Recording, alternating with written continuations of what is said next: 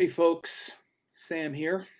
I'm doing a video today about the sad and unfortunate loss of Eddie Van Halen, the great rock and roll guitarist that passed away. He just died on the 6th, I think it was, yesterday.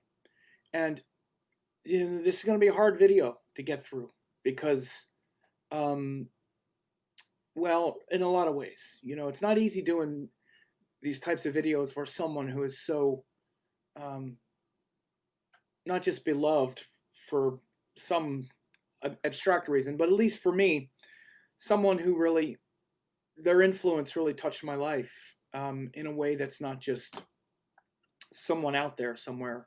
I guess because I started playing music when I was younger, and I came from a time when I saw these bands not just come and go, but really affect my life. And first in this video, I'm going to talk about Eddie Van Halen, and then later I'm going to get more into the astrology because I know a lot of people. I have a lot of friends who are still, they just know me as a musician or that I've known for years. Rather than jump right into complicated astrology, I want to talk about my experience with the loss, Eddie Van Halen's life in general, make some references to the astrology in a bit, but I just want to first talk a little more personally about it and a few things that it's brought up for me. And, I realized, and I've been thinking about these things quite a bit lately. I've talked about them in a lot of astrology updates for this year as we're all going through so many changes. And you got to step back and say, why is everything so different now? What is so different now? We're so polarized. Why are we so polarized now? Why was it different? By the way, it was different. It's always, the world has always been this way, but now things are so different as far as, especially around getting polarized around things like politics, especially, and political figures and leaders. And we're so enamored with that now. And it didn't used to be like that. And it occurred to me as to why a few months ago.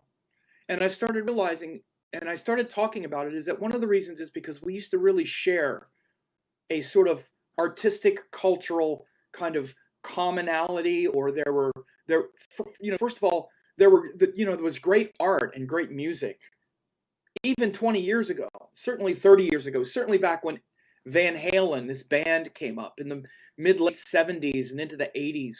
And most of the things that we shared and that we connected around had to do with those kinds of things.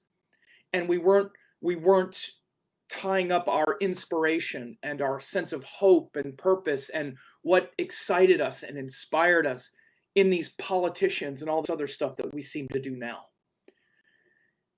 In a larger context, just starting with that, but this brought that up for me because, I was, when Eddie Van Halen and when the band Van Halen came about, it was 1978 was when their first album was released. 1978.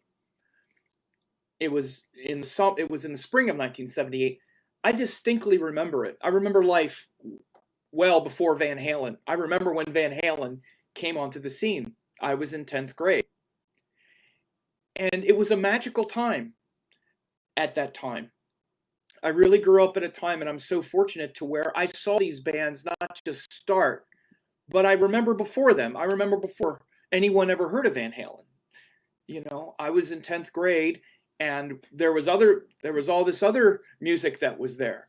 It was, at the time, again, I distinctly remember me and a few of my cool friends, we were into the coolest, most articulate, rock music at the time. Rush primarily had just really, captured a lot of people's imagination. Of course, Led Zeppelin was popular. Black Sabbath. There was other bands like Foreigner was popular. AC/DC hadn't really hit yet. Kiss was a popular band. And then at that time, again, Van Halen did not exist. And again, so you have to understand, for me, it's not just nostalgia. I remember the world before Van Halen, and then listening to the first Van Halen album, the first time I ever heard Van Halen. And it was like, that's it. Nothing is ever the same again. The impact, and it was Eddie Van Halen and his guitar primarily that the whole band was really formed around. And at the time, again, that first album was so heavy in the sense of like his guitar sound was something that you just never heard before. I see Roxanne Miller said Deep Purple. Deep Purple was another one. You're absolutely right. Deep Purple was another one. There was also like even the band that came later, Rainbow. There were so many bands in the 70s. David Bowie, Pink Floyd, I didn't even mention him. You know, again, I remember when Pink Floyd The Wall was released. It was the next year, 1979. So I remember the world before all of this stuff. So I remember when Van Halen came. And again, at the time, me and my friends, it was all about Rush and Zeppelin.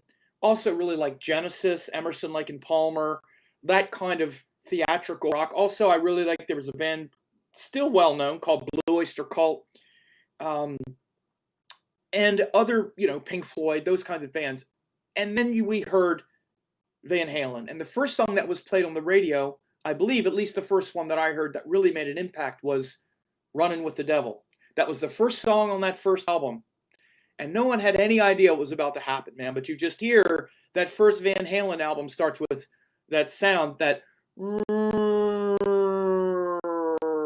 boom, boom, boom, boom, boom, boom, dun, dun, dun, dun, dun. And David Lee Roth said, "I live my life like there's no tomorrow." And you know that verse comes in, "Ain't got nobody waiting at home." Running with the devil. It was just like, what in the world is this? That album was so. Imagine having never heard it before. Like this, I'd never heard this before. And immediately, it's like nothing was the same again. That's that, not just that guitar sound on that song, which was, again, it's literally the sound of the guitar, the tone, the clarity, the articulation, the way Eddie Van Halen played. But then the song that really affected me even more off that album was the song called Ain't Talking About Love, the guitar intro. It was this sound, again, you just never heard this. I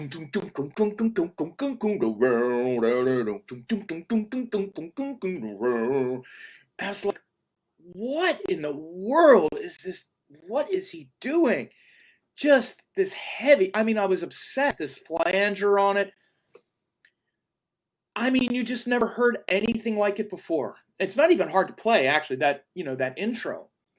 But just the whole sound, that it was nothing like, you'd never heard anything like it. And this was an era of guitar. This wasn't like, you know, this was like Jimi Hendrix had been around. We had Jimmy Page. We had, again, Black Sabbath, all that great music. And Eddie Van Halen just came in and was like a lightning bolt. It's like parted the seas.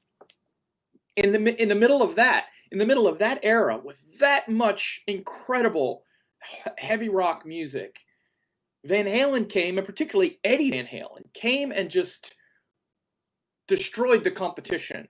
Not to mention, I haven't even mentioned Eruption on that first album, which is that guitar solo, tapping hammer-on thing that then leads into You Really Got Me. But the thing I'm talking about here is just, it's not just that I remember when this happened and it was a shift in me. And I feel it personally because I had friends there. I'm still in contact with some of those friends who, you know, from there, Van Halen made other records. And, you know, there was one of the records where, you know, again, I maintain my loyalty to like Rush and more of the theatrical rock. But Van Halen still always had that fun, like party band kind of, and, you know, these hard rock songs that was mainly like fun, high energy. And some of the lyrics were really funny. We used to make fun of the lyrics. There was a song we used to make fun of, Somebody Get Me a Doctor, you know, and Somebody give me a doctor. We used to make fun of it because the lyrics were kind of dumb. David Lee Roth wasn't Shakespeare, for sure, the singer.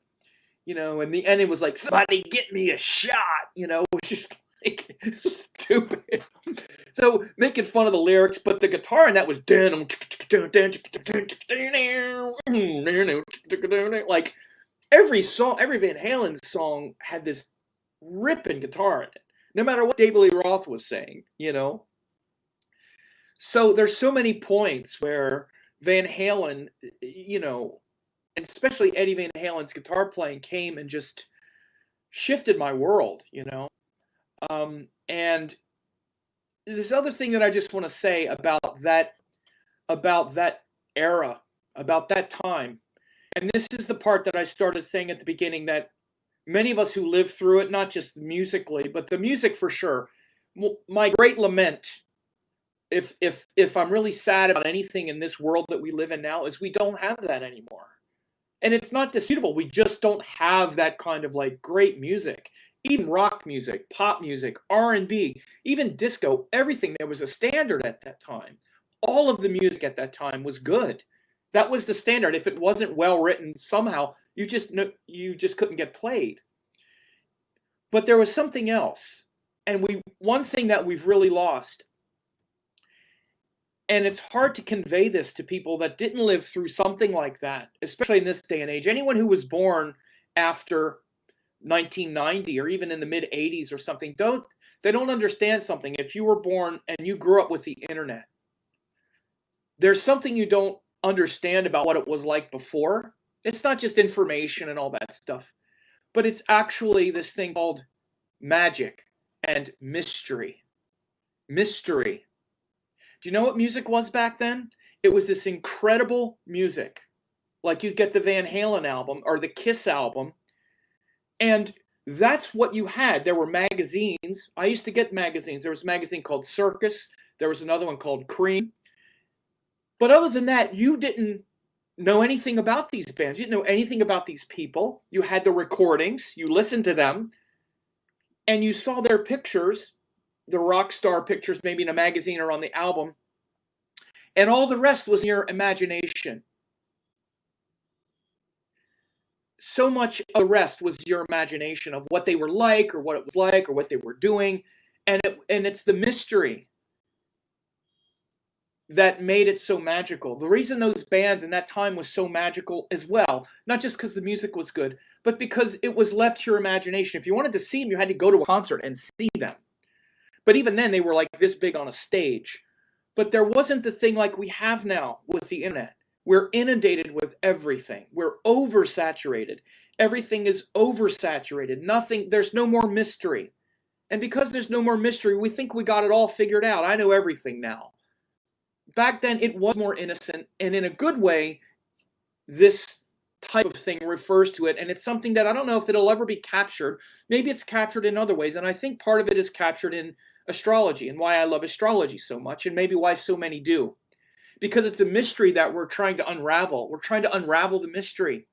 But back then, these bands and this music, all of that was also a mystery. The reason it was so magical is because I never heard Eddie Van Halen or Robert Plant of Zeppelin or Geddy Lee of Rush and all of my idols. I never heard them speak. Maybe you would hear an interview on the radio, maybe. But you'd hear it once, but we weren't so overexposed like we are now, and that was the magic, frankly. That was a big part of the magic behind it all. And this is truly gone from our world in this regard, especially as it relates to art and almost anything now. Now we know everything. We can research anything. We think we know everything now. Of course we don't. But the passing of someone like Eddie Van Halen has brought up a lot of this stuff for me. And him personally, he was such a transcendent player. Just the way he played guitar, his tone, like literally his articulation of the notes, his dexterity, was unlike anything that we'd ever seen before or heard before, obviously. and also just the fun of Van Halen, the way Van Halen approached it. That first album was really heavy. I happen to think for me, it was my favorite album by them by far. It was so together, so many songs. Jamie's Crying, Ain't Talking About Love, Running with the Devil, Eruption, You Really Got Me. And then there's other ones people don't know, like, Ice Cream Man or Little Dreamer or Fire or, Atomic Punk. The whole album is just wall to wall fantastic. But then they went on to do, to then become really famous. And to understand what happened is they went in this, they were exposed, like we heard them, and then immediately, like I said, it's almost like the seas parted. Like they became the biggest thing in music almost immediately, if not the biggest. Again, Zeppelin was still the most popular.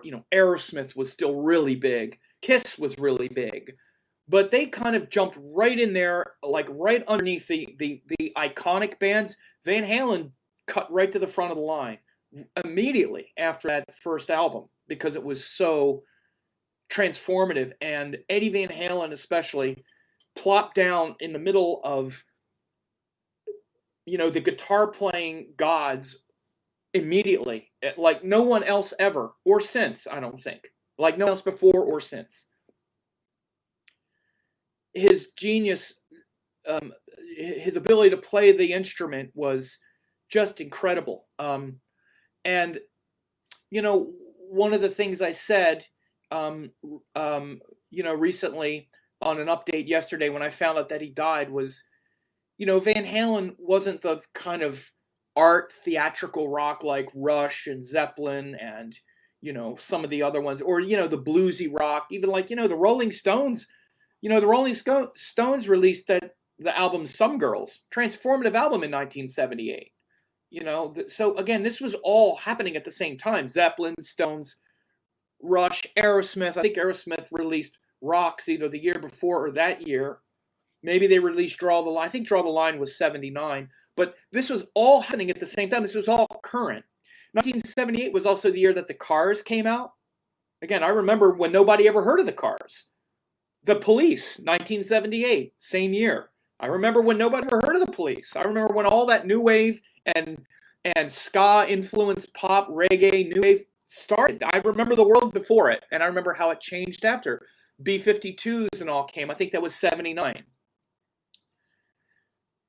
So just the magic of those times, and music was, at that time, was so experimental. But Van Halen they really occupied a space that was this rock, this like fun party rock band, where, every song was like this kind of, it's almost like the soundtrack to like, the best party you've ever been to, come on, mom, baby, bottoms up, they turned more into that, the more David Lee Roth had to do with songwriting, frankly. But underneath it all was Eddie Van Halen's incredible guitar playing. And it's like this, they were a real party band. They all had serious, we'll talk about this when I start talking about Eddie's chart. But someone's saying Debbie Harry and Blondie. Yeah, that was also, I think Blondie was 77 or 78 as well. But, Eddie Van Halen and Van Halen in general just was immediate impact. It wasn't like, oh, I wonder what's going to happen here. No, they were actually on tour with Black Sabbath and Journey, I think it was. And Black Sabbath wouldn't play with them anymore because you've heard this story, Tough Act to Follow. Well, that's Van Halen. Nobody wanted Van Halen as an opening act because this is what would happen back then is the more experienced bands were on a tour and then bands that had just released a first album or something would be an opening act. No one wanted Van Halen to be the opening act. Black Sabbath kicked him off the tour. Everybody kicked him off the tour. They're like, no way. We're going to follow these guys. Eddie Van Halen would come out and they would rip it up. They would shred it. Black Sabbath was like, no way, man. We're not going to let them open for us anymore. Black Sabbath, by that time, somebody said Black Sabbath following Van Halen would have been a drag. Yeah, I mean, at the time, especially because Yeah, but Bill Rat said Pretenders too. The Pretenders were 79, but 79 was also a huge year.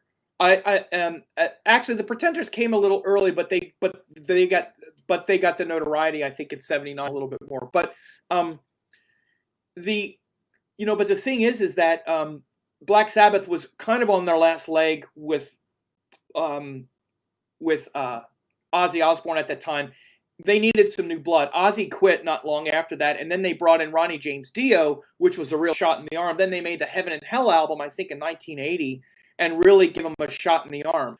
But Black Sabbath was at that point where they were tired of each other in that lineup, and their music had got kind of stale and actually kind of technical. They were almost getting kind of like a Genesis kind of technical band, not as heavy anymore. And Van Halen came out and were just like hungry, intense, just ripping into it. So they couldn't get an opening act. And then by the time of that second album, they were established headlining, and that was it. And the band really changed later on. Especially those first four albums. The first album, then the second album, Van Halen 2. My favorite song on that was Dance the Night Away, which was maybe in some ways my favorite Van Halen song because it was really just a songwriter song. Really sweet song about watching a girl dance the night away, right? And then they had one called Women and Children First, which again, this is still the original Raw lineup, and then one called Fair Warning. Those first four albums were, they were pretty tight, and they were pretty together. Then it started to shift. They had one called Diver Down, which had a couple covers, and you could tell they're starting to kind of lose focus a little bit. But then they had the album 1984, which is probably their most famous album with the most famous songs on it. Jump, right? Had Jump on it. It had Hot for Teacher. It had Panama. This was in 1984. By then, I'd kind of lost quite a bit of interest in that a little bit. I had changed a little bit in my musical listening, but they were still all over the place. They were still very much saturated. They were maybe the biggest band. But the big thing that shifted in 1984 on that album, though, was Eddie Van Halen started playing keyboards. And this was a huge, huge change because you have the best guitar player maybe ever playing keyboards. It's just not such a turn on. So I think they lost a lot of fans at that point. David Lee Roth left at that point and started a solo career. Again, I remember all this in real time. He started a solo career. He had a solo record called, I think, Eat 'Em and Smile or something like that, where he had I'm just a gigolo and everywhere I go. It was like these show tunes, which is really what David Lee Roth should have been doing. Not just show tunes, but it was kind of kitschy. David Lee Roth wanted to be like Frank Sinatra in rock and roll or something. I don't know. He, it was an interesting fit. And then they got Sammy Hagar a few years later, and then they started what some people call the Van Hagar, time of the band. But aside from all of that, to me, Van Halen and Eddie Van Halen and its purest, exuberant, raw, transformative intensity is that those first few albums, even up until Fair Warning, especially for me, Mean Streets. I mean, there's some songs on those albums, some of the deep cuts on those albums are just great. It's great songwriting too. Unchained, Fair Warning is one of the most underrated albums that they did. It had some great stuff on it.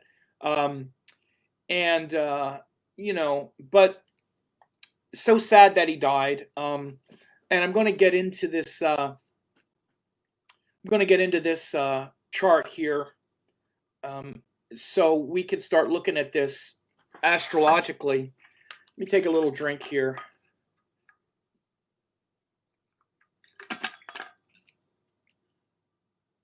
My man John says, Heaven and Hell, Ozzy's solo albums with Randy Rhoads. What an era. Absolutely. This was the time. This was like 1980, 79 and 80. You had Black Sabbath split. Ozzy left Black Sabbath. They got Ronnie James Dio, who was excellent. And then Ozzy met up with Randy Rhoads, one of the other, maybe took what Eddie Van Halen did to the next level. Again, back then the standards were just ridiculous, how high quality the music was. And by the way, that's in the heavy rock music, but even in pop music and the songwriting, the R&B, even the disco and the pop, I didn't like back then because I was, Mr. Hard Rock. But I go back and listen to it now, and all of that stuff was great. All that funk and disco and, you know, Earth, Wind and Fire and, all the R&B, even the pop music was good. The standard was so high. And so, again, back then it was just a whole different world. And again, one of the things, though, just to also refer to, and to the people who didn't live through it, one of the things that was so great about it, it was really a magical time. You got something like an album, and you looked at that album, and you listened to those songs, and so much of it was in your imagination. Like, wow, these guys are so cool. This is where you got that sort of, rock star idol, because so much of it was in your mind and imagination of what they must have been like or what it must be like to tour. I used to get those magazines. I had a subscription to Circus Magazine and to Cream Magazine. I mean, every month I couldn't wait to get the magazine and see where Zeppelin was, Rush, Heart. I forgot about Heart. Heart came in 1977. God, what an incredible band. Those two sisters were amazing. Their first couple albums, Dreamboat Annie and Little Queen. Oh my God, that is some incredible music. Go listen to it now and see, is there anything like this? And you see these bands live on stage playing it. Like, here we are playing this really complicated music. Jethro Tull, I mean, is endless. All of these bands. It's especially amazing to remember when I saw them rise and fall. I remember Bad Company. I remember when they all came. So Van Halen really is a big part of that for me. That's as much as, in many ways, when these passings take place, like, Tom Petty passed a few years ago. Earlier this year in 2020, Neil Peart, the drummer of Rush, passes. I mean, these were things that impacted my life at a time when I was right at that point where it would. 14 years old, and Van Halen pops into the scene, and you're a guitar player, bass player, loving music, and Van Halen starts. You're like, wow, So, such an amazing time. Now, this is his chart here, and seeing all the bands here, people saying Bob Seger and Silver Bullet. Yeah, Bob Seger was great. So many of them. It was just such an amazing time to be a fan of heavy rock music. Now, this is his chart. I happen to include Neptune here, which I don't often do it. Not like you can't, but I don't often include outer planets. But in this case, it's quite telling because of what Neptune indicates astrologically. And we can see that his ascendant here is 5 degrees of Libra. Chitra, by the way, this is a pretty confirmed birth time. Again, it came from Eddie himself. Again, we would have to do a formal rectification to get it down to the exact, degrees and whatnot here and there. But for the most part, we can know that it's probably pretty close here. Ascendant about 5 degrees of Libra, and Neptune right on the ascendant, you can see.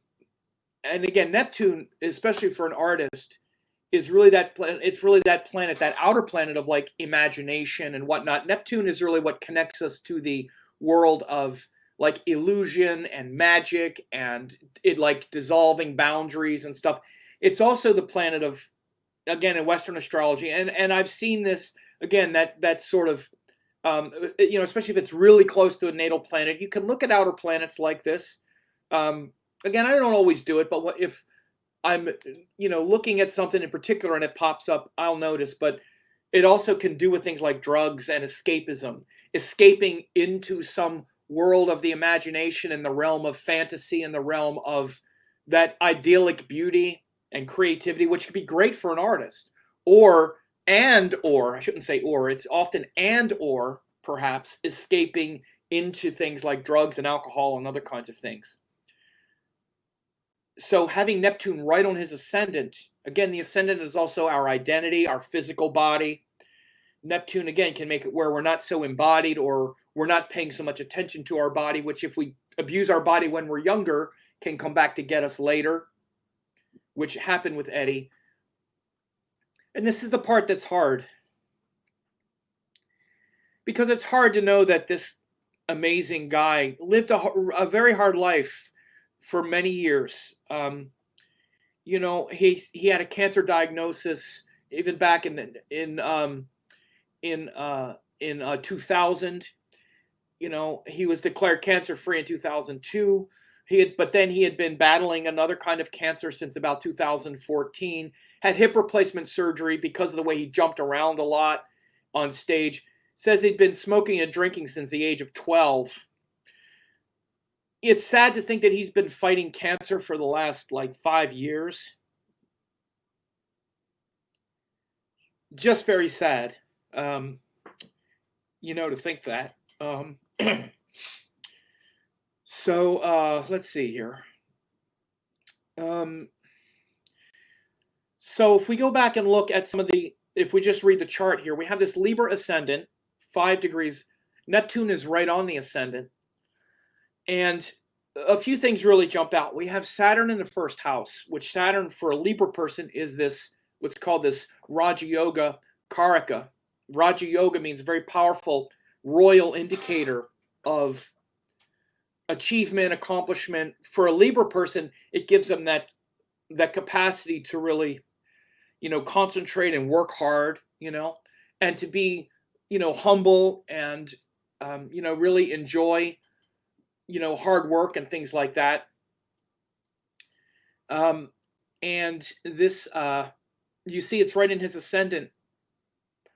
And so having that exalted planet in the first house gives a lot of potential for accomplishment and achievement. And it's very blessed in that sense to have an exalted planet in the first house like this. Now, it's got another exalted planet over here, which is Jupiter. Now, it's very early degree. It's what's called Sandhi.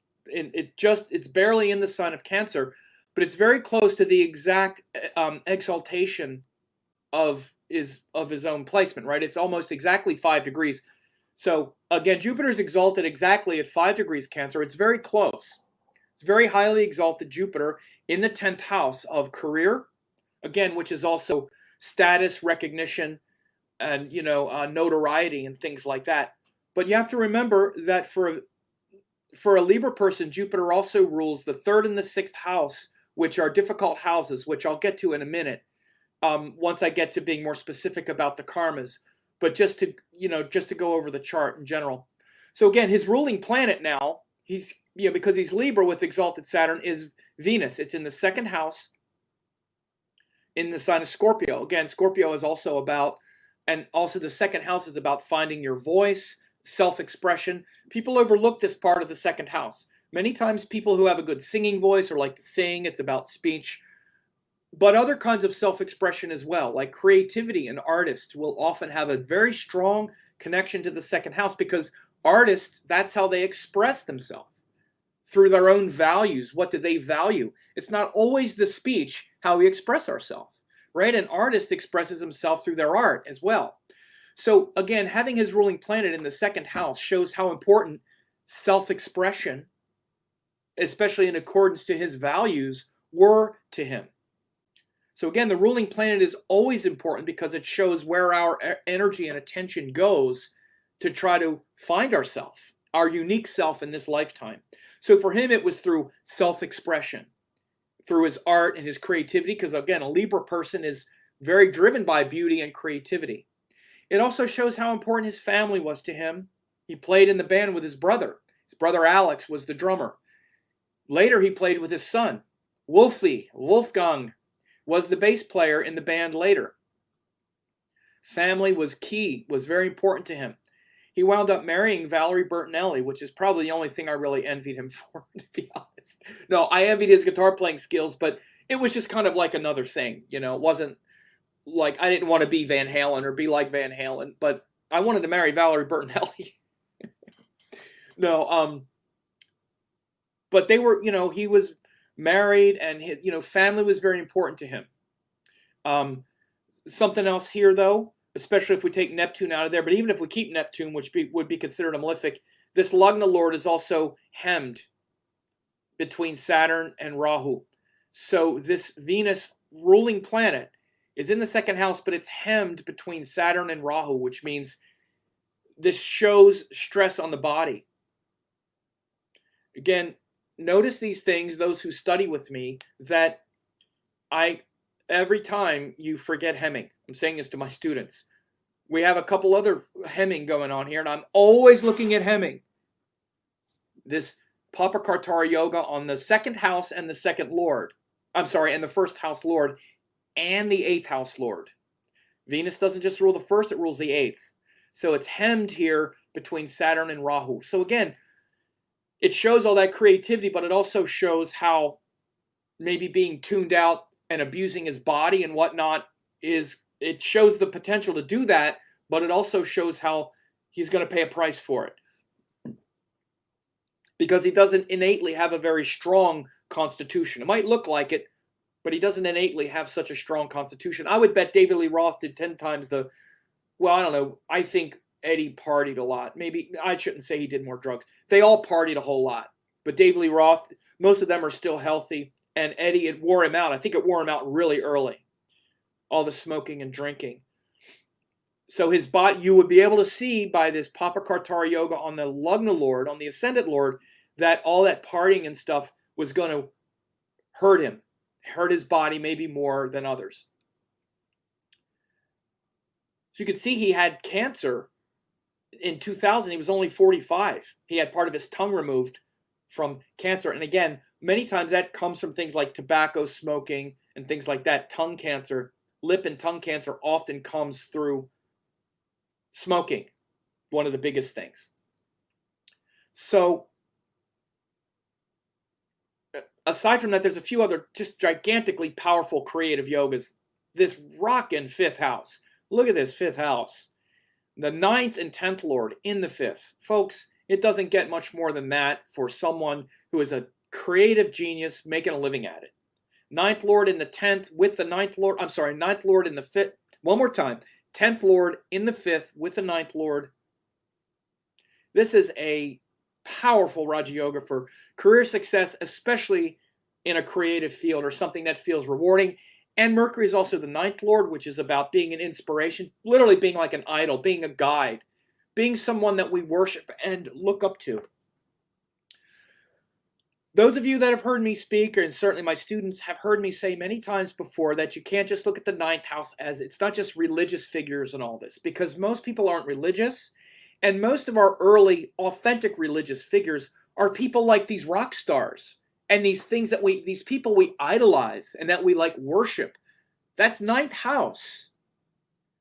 When you're a teenage kid and you love rock and roll, and it's more than just some interest.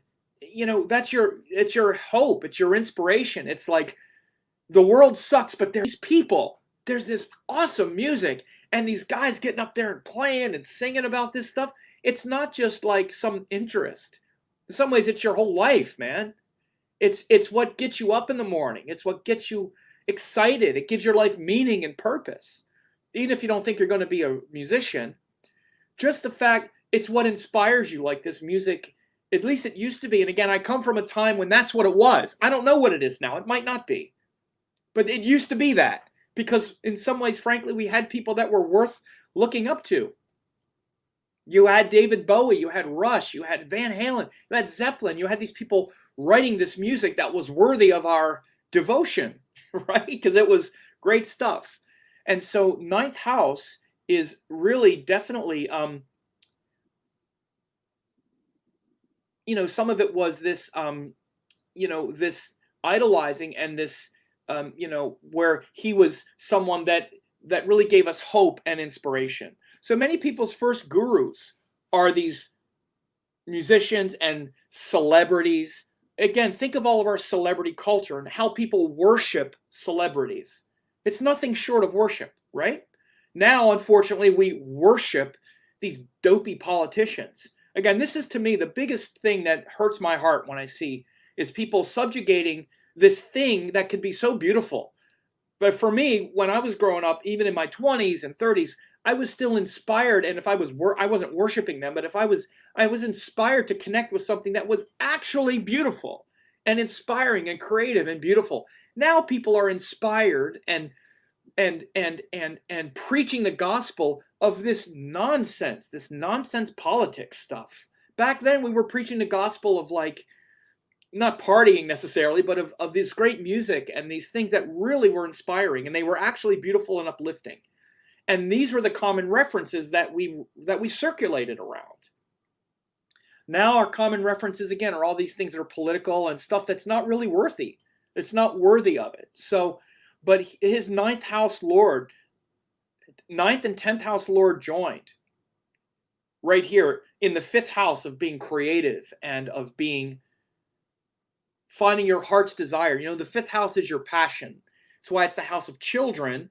People, their children gives their life meaning and purpose. That's really what the 5th house does. When someone has planets in the 5th house, it gives their life a trajectory and a meaning and a purpose and something to create for. So he felt very inspired to create very powerful Raja Yoga here. But it's also hemming. Sun and Mars hemming the 5th house as well. So again, look, you got the Lugna Lord hemmed in the 2nd house. You got this Moon Mercury hemmed by Sun and Mars in the 5th house. Now again, you don't want to say that these things are necessarily bad and whatnot, but it showed a lot of the work and the fighting and the struggles to bring his creative work out. And it also literally showed, Van Halen was one of the biggest. They fought a lot.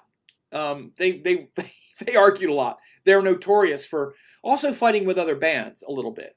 Again, and I'm just saying, but like their road crew, I remember there was a big thing years ago. I had heard about it, and I just went back and looked where actually Van Halen and Rush, the bands, the road crews, and some of the members of the bands actually got into an argument, a feud years ago. Whoever's fault it was, but Van Halen in general, they're thought to be and said to be, especially Dave Lee Roth, kind of assholes. Excuse my language. And so they had a lot of fighting in that band, a lot of fighting and breaking up, getting back together, like siblings fighting. And you can see clearly why here. Again, I'm going to go and show some of the deeper things now in the dashas and with his chart. This exalted Jupiter in the 10th house, very close to the Sandhi point, but also close to the exaltation point. It does give the Raja Yogas, it does give the karmas. It's not a Raja Yoga because it's the 3rd and 6th Lord in the 10th. But it shows that he's like an idol. He's got a prominent career. But it also shows the struggle. It rules the 3rd house, and it rules Rahu in the 3rd, and it rules Mars in the 6th. So it shows that conflict and struggle and hard work that he was willing to do in his career. It's very powerful in that regard. Jupiter for Libra shows that willingness to have the courage to put things out there and to fight for them. But again, Jupiter Dasha, this is when they became famous, 78, it was right around this time, Jupiter Mercury. First album was released in, I think, February or March of 78. You see this is very close to Jupiter Mercury. So this was Jupiter Mercury was when they blew up. So if you look at look at what this shows. Jupiter obviously is in the 10th house. It's the ruler of Rahu in the 3rd and Mars in the 6th. But that's not why it gave great success. I'm going to come back to it in a minute and see if anybody could figure out why it was Jupiter that gave the great success. If anybody who studied with me knows, it's going to be very clear and obvious. Mercury, again, obviously is very powerful here as well. It's that planet that I just talked about, that 9th Lord in the 5th with the 10th Lord. Very powerful. So it shows this, in this Mercury subperiod, this creative fulfillment, this creative karma. So the reason Jupiter really produced the Raja Yoga, really produced the success, is because Jupiter is the ruler of the most powerful planet in the chart, which is Saturn. Saturn is in Vishaka Nakshatra. Ding, ding, ding, ding, ding. Nobody won the prize. But that's clearly why Jupiter is so powerful. Again, you'd have people say, oh, Jupiter's in the 10th. Exalted. That's why. No, no, no. That's not even close to enough. Many people, Jupiter there. But Jupiter is producing this Raja Yoga here. And this Saturn in the ascendant, this is the juice for the Libra person. So this whole Jupiter Dasha, again, Jupiter-Saturn happened right before Jupiter-Mercury. So this is probably when he was recording demos and stuff.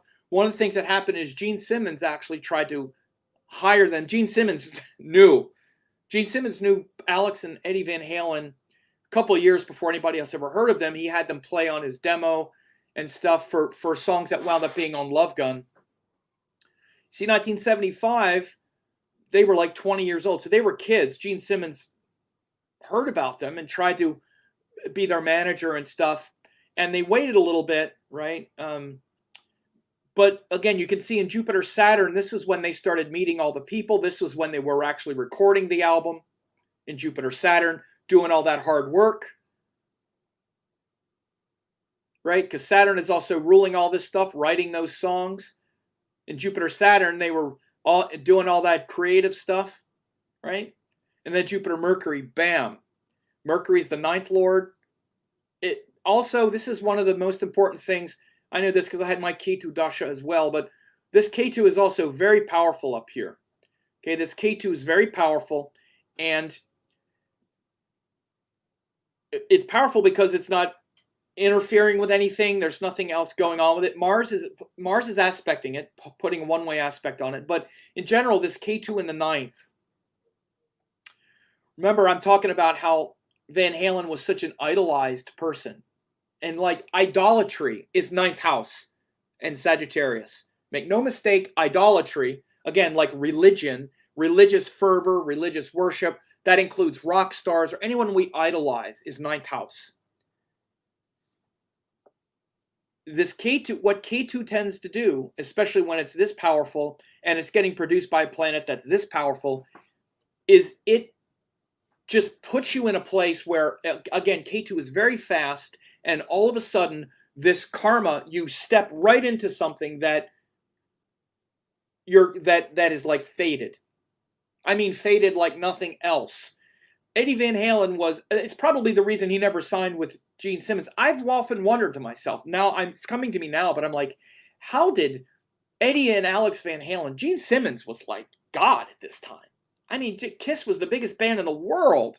Gene Simmons wanting to produce their demos and get them record deals and stuff, and they were like, well, we like you, dude, but no, who could resist that? And Gene Simmons would have, I think Gene would have probably taken good care of them. I mean, he's a hardcore businessman, but Gene is also, he's, he loves good musicians. I think he wanted to bring them along, but they were like, nah.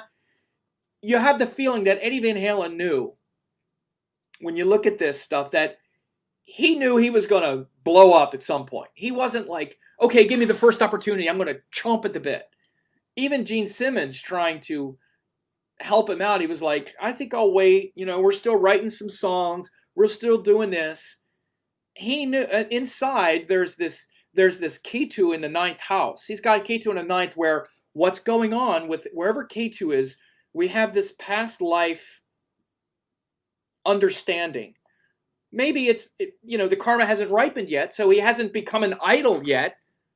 But what Ketu is this kind of buried wisdom that we have that's like, one day I'm going to be an idol. One day I'm going to be worshipped. I know it.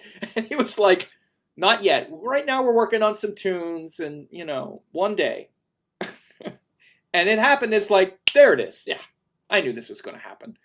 Again, it was sudden and shocking how much they just saturated right in the music industry when they did hit. So this Jupiter Mercury is when you had that sudden, skyrocketing to fame all of a sudden. 1984 album was released, I would say, is probably in Jupiter Venus Dasha. I don't know the exact release date. He went to the Jupiter Sun in early 1984. Maybe it was early 1984 that it was released. I don't have the dates for that. That was probably their most successful album.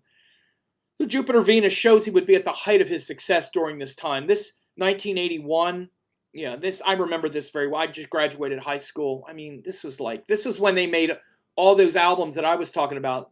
They made Van Halen 2 probably in Jupiter. No, that was also Jupiter Mercury. Yeah, then maybe Women and Children first, and then Fair Warning was maybe somewhere around here.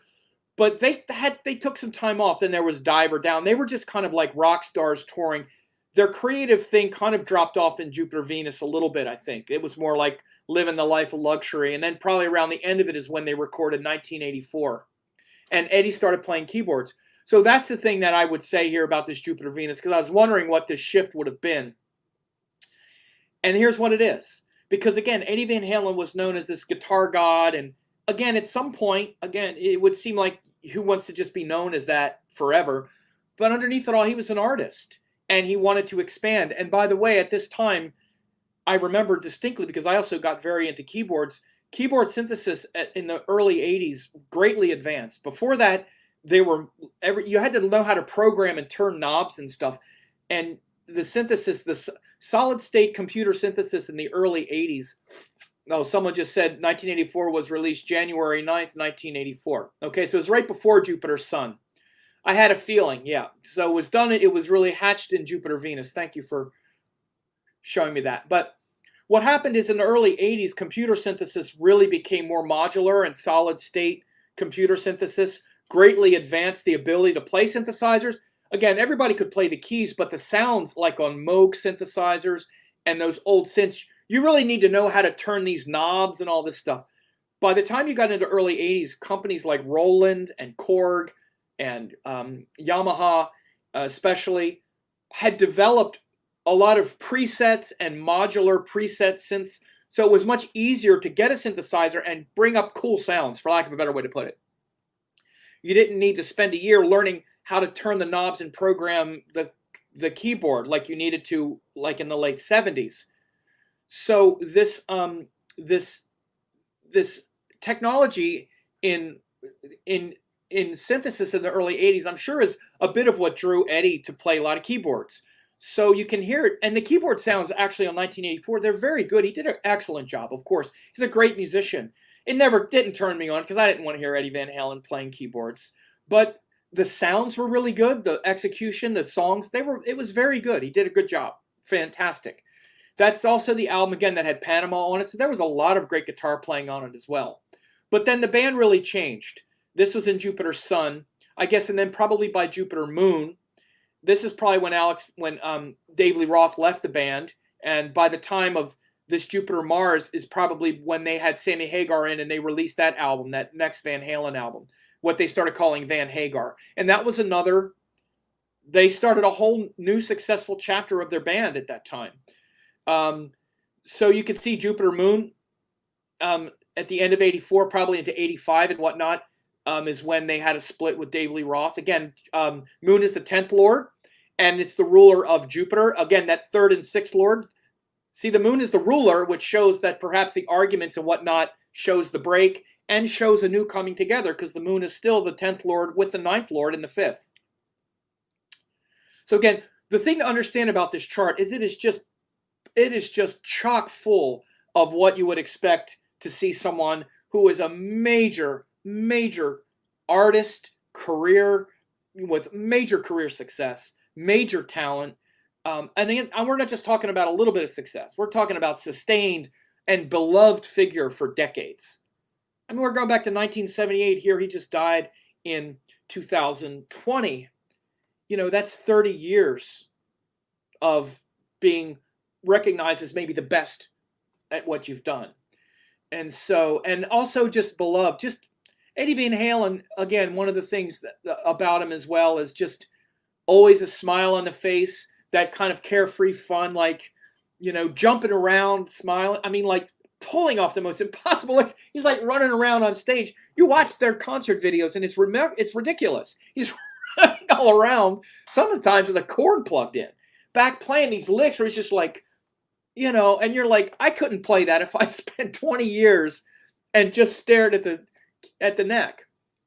You see, someone like Eddie Van Halen, like that level of talent, it's very different. I know a lot of people that play guitar. hundreds of people. And some of them are really good. And some of them could even play some of that really difficult Eddie Van Halen stuff. But they didn't write it. They didn't invent it. They don't just do it like breathing. You know, there's playing guitar, and then there's whatever Eddie Van Halen was doing, which really wasn't quite the same thing. It kind of pulled us all along in that direction. And I say this before, and I'll say it again, that this is the second one like this that we've lost in 2020, because the other one was Neil Peart, the drummer from Rush. There are drummers, and then there's whatever Neil Peart was doing, which is kind of like, it's the same instrument, but then he was also writing the lyrics, and then his approach to it was like, again, there's another level of something. And this is what Eddie Van Halen was to the guitar.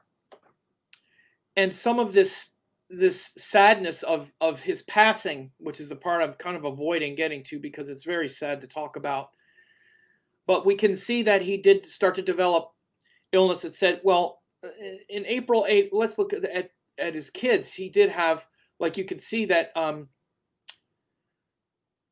April 81, he got married to Valerie Bertinelli. Let's go up and look and see what happened with that. I haven't looked over these dates, by the way. Let's just see. April 81 would be, it's probably, again, we could probably tweak this a little bit and get it closer to Jupiter Venus, maybe. But you could see, by the time of Jupiter Venus with this 105 time, he had been married. So you could see Venus came into his life here, Jupiter Venus. His son was born March 1991. That would have been Saturn Dasha. Well, that makes perfect sense. Why Saturn Dasha? Of course, because Saturn is the fifth lord. Okay? Saturn is the fifth lord. So that shows why he had a child then. Let me look and see here.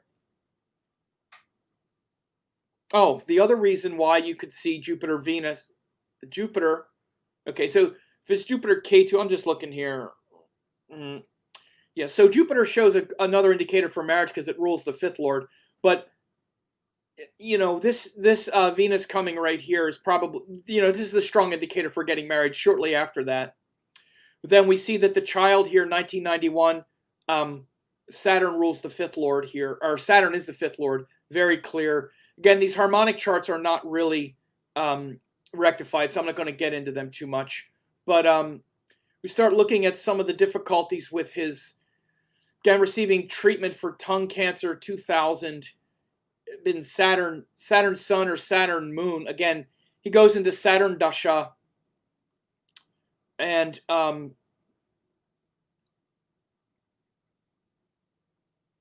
we don't have Saturn Moon, so in 2000, receiving treatment for tongue cancer in 2000. So you can see that the moon is the ruler of this retrograde Jupiter. This Jupiter is weak for health in this sense, okay? Because it's Sandhi. Any planets that are really Sandhi, which means they've just changed signs, are weak, particularly as it relates to health. And Jupiter is the third and sixth house ruler. And it rules two malefics, especially Rahu in the third, and Mars in the sixth house. So Jupiter definitely has some capacity to harm, for sure, in this chart. And again, because I'm saying that because in Saturn Moon, you have Saturn, which of course is a natural malefic, and Saturn is the ruler of the moon, and the moon is the ruler of Jupiter. So Saturn Moon is also activating very strongly this third and sixth house quality of Jupiter. So he started getting tongue cancer. He was declared cancer-free in 2002, which would have corresponded with Saturn Mars. Okay, so Mars is ruling his Lagna Lord here in the second house. Mars is also ruling Moon Mercury here in the fifth house because they're in Dhanishta. So Saturn Mars, he got favorable. And again, you can see this actually. Mars is also ruling his ascendant, Chitra. So Mars is ruling quite a few things that pertain to health and in a beneficial way, especially ruling this Moon Mercury in his fifth house. So Mars is ruling the ninth lord in the fifth, and it's also ruling the Lagna Lord in its own sign, and also the ascendant. So Mars, Saturn Mars, showed that he was declared cancer-free in 2002, early 2002. So that's great. And you see how Mars showed an improvement here because of what it's ruling, particularly the ninth lord. And I talked so much about it earlier because, and the moon is a natural benefic. There's no way around it. So this powerful Raja Yoga in the fifth house, what you would see this doing is it also as being beneficial here. It also let him get back to being creative again and finding himself again and getting back into his powerful self, ruling the ascendant lord in Scorpio.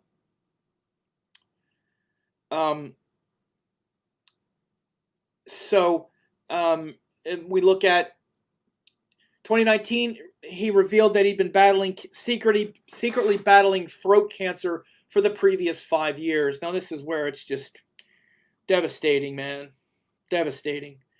So since this time, sometime Mercury Sun, Mercury Moon, Mercury Mars, Mercury Rahu, sometime in here, he got throat cancer. Now, why throat cancer? Well, this is the body part. The second house, second and third houses, but second house, throat, again, tongue. Again, you saw he already had something with the tongue, which is the mouth. It's this body part. Tongue and throat are second and third houses. Like I said, this hemming here, this Lugna Lord is hemmed in the second house. So again, you're looking at this as a body part that is weak. Because you got a planet that's hemmed. It's the Lugna Lord hemmed in the second house of that body part. We also see we got a malefic in the third house, which is Rahu. And also the third sign, which also has to do with that, is Gemini. You could see several things. And this is how you want to do, this is how you do medical astrology with body parts and stuff. You look for confluence. Because you're saying, well, which one is it? This house or the sign? House or the sign? It can be both. And you want to look at confluence. Do you see where second house is messed up here, but it's not here, but it's third house or third sign? Again, it can be either one. And you look here, when you look at the throat here as being difficult, you can see it from several different points of view. Even the fact that the third lord, again, it's second and third house. Either one can do it. But you see how many hits are to both the second house, the Lugna Lord in the second house, a malefic in the third house here, Ketu in Gemini, which is also the third house. Jupiter as the ruler of the third lord is retrograde, and it was Mercury, Rahu, Jupiter where he died. And I'm going to look at the transits here in a second, but all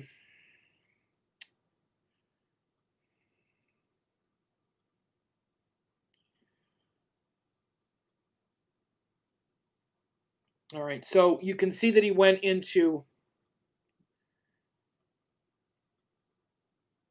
Mercury, Jupiter, September 1st. And look at where Mars was by transit in the sky. And Mars stationed here. This is where Mars stationed. 3 degrees in the 7th house, opposite his ascendant. So it's Mercury, Jupiter that did him in. Jupiter is the third level planet as well. Mars stationed here, opposite the ascendant. Mars is also putting a 4th house aspect on this Jupiter, this 3rd and 6th lord. So Mars had just gone over that. Let me run this back a couple weeks. So you could see Mars entered that 7th house. He's putting an aspect on his natal Jupiter, this retrograde natal Jupiter at 1 degree. Okay, again, if you just look and say, oh, it's exalted, isn't it good? It's 1 degree, it's retrograde, and it's a functional malefic. That's why functional malefics still work. No matter what else you're doing, you can't say, well, now we're not going to pay attention to that. You always pay attention to it. It never stops being that. So Mars went over and hit that exact degree on that Jupiter on August 18th or so. That's when he went in. Okay, so now you keep going a few weeks. So this is September 1st, literally, and then within a week or two, Mars turns retrograde. And again, he's turning retrograde exactly opposite the ascendant and going retrograde back over this exact aspect. going retrograde over this exact aspect again.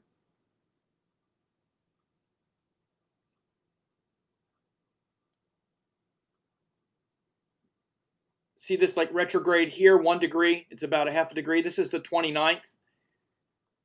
So this was yesterday when he died. And you see if you go forward a day or so. So this was October 2nd. Mars is 024 degrees, putting an aspect on this Jupiter, this 3rd and 6th Lord, at 1 degree.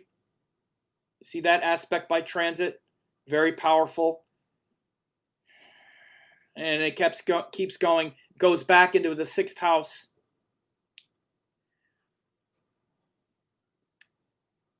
Very sad. And again, he was he was one of the greatest, maybe the greatest guitarist we've seen, certainly in the modern era. Again, Jupiter by transit is also, going over Rahu. There's other things that are going on now with the transits. Saturn is getting close to his ascendant, but the main transit that brought about the death that we can see in the natal chart, it's pretty clear. It was in Mercury, Jupiter, and again this Mars going back and hitting this shows the real kind of aggravating transit to him right now, because he was in Mercury, Jupiter, and again Jupiter is ruling this Rahu Mars. Again, if I didn't make it clear, again Jupiter is the ruler of this Rahu in the 3rd and this Mars, these malefic houses. Jupiter is a functional malefic, and it's ruling it down to the 3rd level, and Mars by transit went right over that, hit that by transit. Also, after stationing right opposite his ascendant, just go back a little bit to see how long Mars hung out there, because Mars stationed.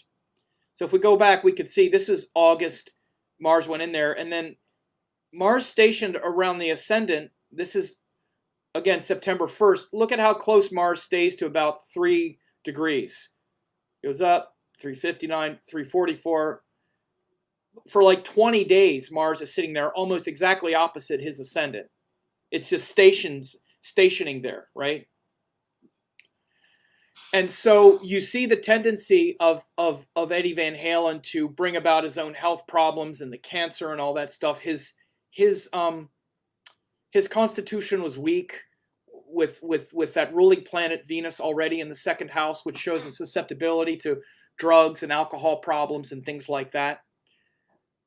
This hemming makes it worse, for sure. And we see in Mercury Jupiter, we see this this difficult karma come out. Mercury also, again, if we go back to what Mercury is ruling, Mercury does rule Ketu in the 9th, so it rules the malefic. Mercury is also the 12th house lord. Mercury is also the ruler of Venus, the Lugna lord in Jeshta, and Mercury is also the ruler of, therefore, the 8th lord. So Mercury can be dangerous just because it's also the 8th lord, and you can see that's when he started getting, I think, the cancer no, that was earlier. Okay, that was in Saturn, right. So Mercury, he stayed pretty good. Yeah, and again, I don't know about all the health through all of this. I don't really know, but he'd been apparently, as I say, battling cancer for about 5 years, we found out, which would have been like early 2014, maybe since Mercury, Venus, Mercury, Sun. For all these dashas, he'd been battling cancer, which just is a gut punch to know that he's been, dealing with that long. And again, so because Mercury is also the ruler of this Venus in the 2nd, and Venus is also the 8th lord. Again, the 8th lord can kill you. It's a neutral planet, but don't underestimate it, because Venus is in Jeshta Nakshatra, and it's hemmed, and all that stuff I said about hemming. The Lugna lord hemmed. The planet that ruled the Lugna lord, Mercury, through the Nakshatra, and that dasha has been filled with health problems. Then Mercury, Jupiter, again, Jupiter ruling the very highly inauspicious 3rd and 6th houses for Libra, retrograde here and less than 1 degree. Since September 1st, would take a turn for the worse. If I was looking at this chart, I would definitely say, oh, okay. Mercury Rahu, now you're going into Mercury Jupiter. Don't like it. And it didn't take long. I would look at those transits and say, ooh, Mars is stationing right across from your ascendant. It's going to hit this. He would have taken a turn for the worse recently, for sure, when Mars went in and started hitting these aspects. All right, I can't take much more talking about the man dying because I love Eddie Van Halen. And it's very sad. Too young, and very sad that he lived so many years with that kind of illness. But celebrate his life. He certainly celebrated with us. There's immense talent, and that music shifted so many people's lives and brought so much joy. He was such a joyful figure.